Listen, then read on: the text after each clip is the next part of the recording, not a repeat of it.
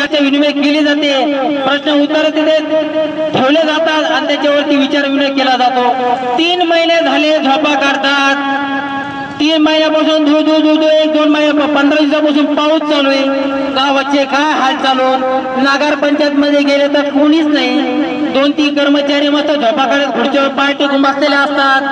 साहेब कुठे गेले तर सुट्टीवर गेले, साहेब कुठे तर जेवायला गेले, विचारायचं कोणाला, कोणत्या नगर पंचायत मध्ये?